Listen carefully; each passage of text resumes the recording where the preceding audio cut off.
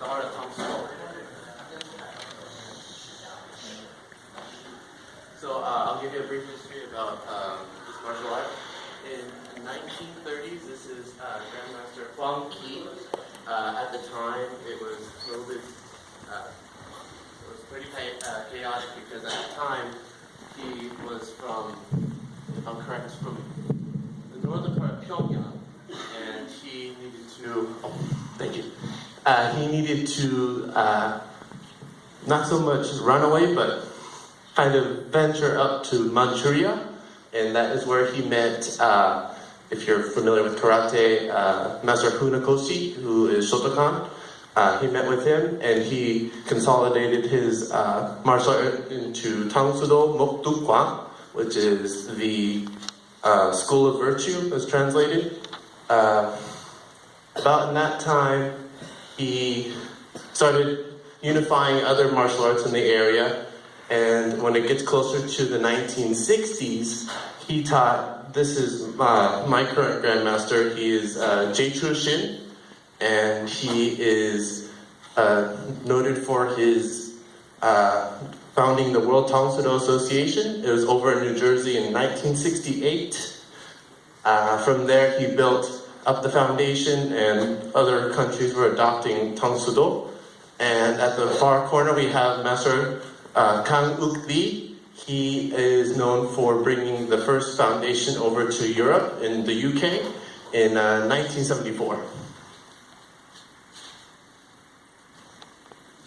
So you guys got to see a very entertaining Taekwondo presentation. I'd just like to give you a little bit more details.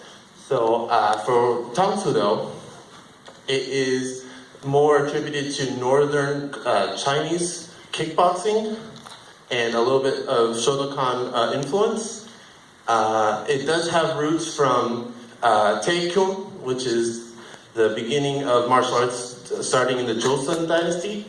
And from there, it was also called Subak, and it also modified into Tang Soo Do, which was early in the 1930s. If you guys know the movie Karate Kid, the first one in the 80s, the star actually participated in Tang Soo Do. So cool for that. And if you guys know a little bit more, you guys know Chuck Norris? Chuck Norris, he also trained under my grandmaster, which is Jeichu Shin. And one more other thing is that there is some history between Tang Soo Do and Taekwondo. It's nothing as hostile or anything, so it's not like you versus me. It's more like just recognizing which part of transition in history. So from what I researched from Taekwondo, it was originally called Tang Soo Do, which Tae is like, it was more like, it was translated as trampling hand, way of the trampling hand. However, Syngman Rhee of the South Korean president, he worked with his general, which was Choi Hung-hee. He actually changed it to more Taekwondo, which was more appropriate for the art. If you're wondering why Tang Soo Do isn't in the Olympics, it's due to, at the time, Syngman Rhee adopted, along with Choi, that Taekwondo, they brought up a foundation using the government and influence, and he encouraged many South Koreans to practice it and to begin unified.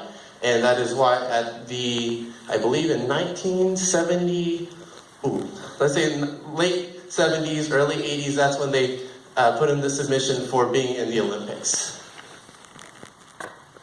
So I want to show you a form that I feel is the most Tang Soo Do in my heart. Yes, it's a bear. However, it translates from Sutsu, as in 10 hands. It is also attributed to the astrological sign as the bear, and as it says, it defenses in many directions. So, without further ado, I'll show you Sutsu.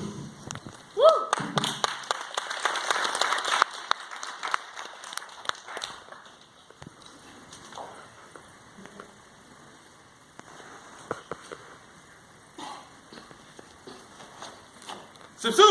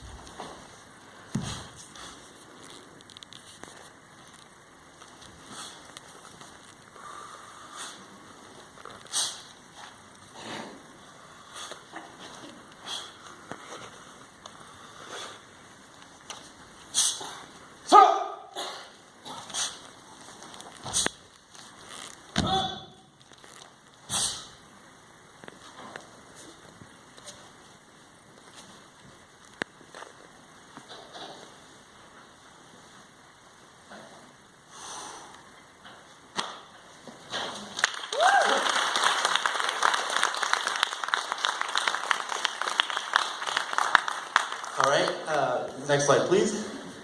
So, if you can, guys, I guess